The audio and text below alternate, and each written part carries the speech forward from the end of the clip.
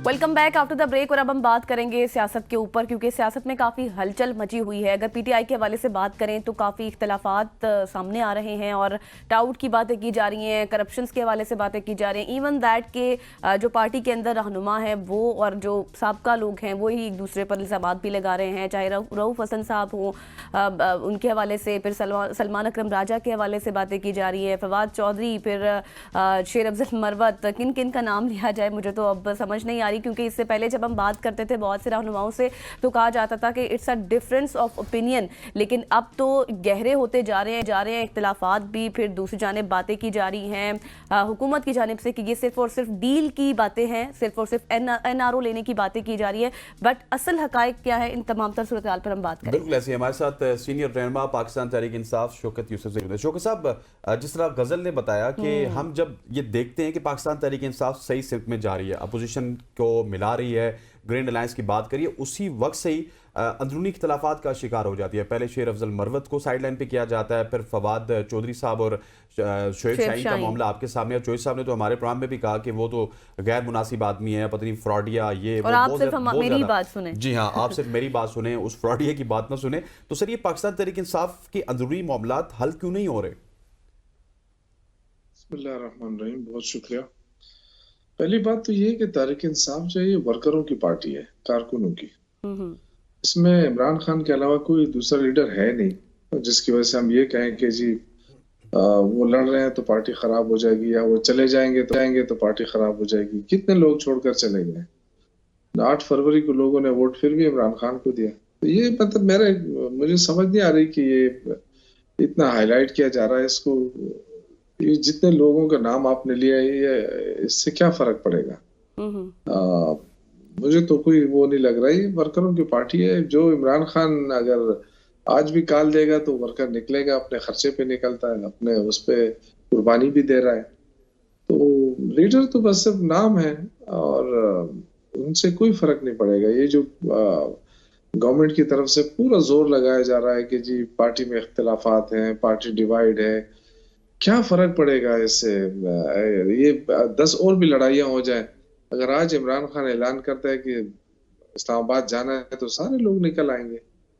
और तो बिल्कुल मुझे इससे कोई फर्क नहीं पड़ रहा है। जितने नाम आपने लिए इससे कोई फर्क नहीं बिल्कुल। शौकत साहब, अब से कुछ अरसा पहले आपने भी यही बात की थी। आपने कहा कि डिसिप्लिन नहीं है हमारी पार्टी में, पीटीआई में, और जो सस्ती शोहरत लेते हैं उनके हवाले से जो है वो कुछ ना कुछ स्टैंड लेना चाहिए। लेकिन अब जिस तरह से बातें की, अभी आपने भी यही फरमाया, अब पीटीआई इमरान खान से है, इमरान खान पीटीआई से है, तो क्या जो नीचे की पार्टी है बिल्कुल वो हम उसको ख़त्म ही समझे, क्योंकि मकबूलियत इमरान खान की तो उसी तरह से बरकरार है?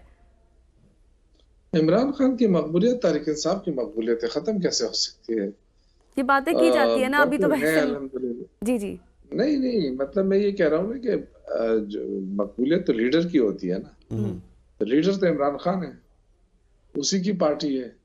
और जितने वर्कर हैं, जितने उनके पार्टी के लोग के लिए जो कुर्बानियां दे रहे हैं, तो वो तो सिर्फ इमरान खान के लिए और पार्टी के लिए। बाकी लीडर आते जाते हैं, ये कोई मुस्तकिल लीडर तो है नहीं कि मुझे कोई तशवीश हो कि जी लड़ाइयाँ हो रही है या फलां हो रहा है। इससे क्या फर्क पड़ेगा? मुझे तो कोई हुकूमत अपनी एनर्जी जाया कर रही है, लेकिन शायद उनका ये ख्याल है कि इस तरह करके हम जो इनकी तारीख शुरू हो रही है ईद के बाद, इसमें कोई दरार डाल देंगे या कोई लोगों को मायूस कर देंगे। तो ये गलतफहमी है, लोगों को इससे कोई परवाह नहीं है ना। पीटीआई के अंदर तो इस पे कोई डिस्कशन ही नहीं हो रही कि जी फलां की लड़ाई हुई है, फलां क्या हुआ है, वही तो हो गई है बस। अच्छी बात नहीं है। शौकत साहब, ये डिस्कस नहीं हो रहा पीटीआई में कि ठीक है आपकी लड़ाइयां नहीं हो रही, लेकिन मीडिया की जिन्नत तो बन रही है शेर अफजल की लड़ाई, फवाद चौधरी की, तो शोएब शाहीन की। तो कहीं ना कहीं जो मकसद है खान साहब को बाहर लाने का या फिर ग्रैंड डेमोक्रेटिक अलायंस का, अपोजिशन अलायंस का,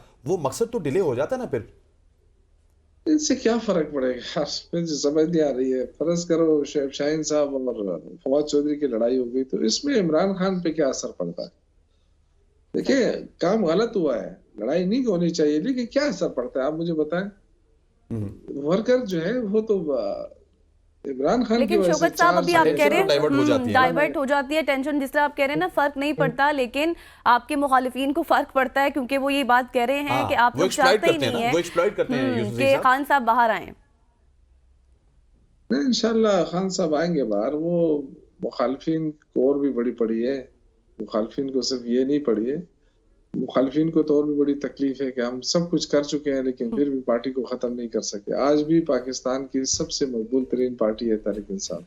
अच्छा, कितने जुल्म, आज की जितनी फस्तायत पंजाब में हो रही है, लोगों के घरों पे छापे मारे जा रहे हैं। रहीम यार खान में जो जिस लड़के के साथ हुआ सलान, उसकी फैमिली के साथ जो जुल्म हुआ, इस तरह और भी बहुत सारे।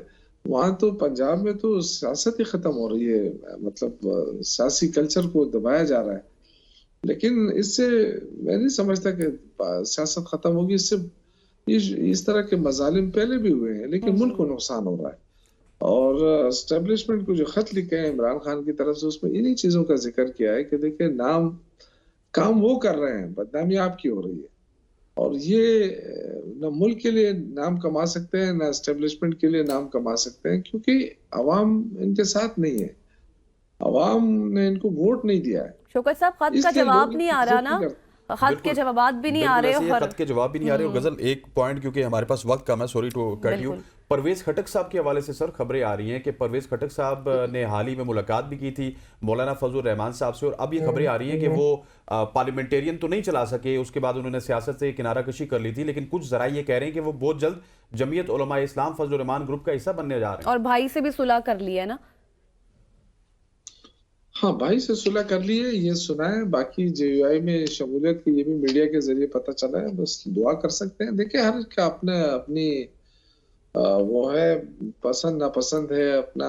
हम तो देखें, हमारी तो सियासत ही सारी तहरीक इंसाफ से शुरू होती है, तहरीक इंसाफ पे ही रहेगी।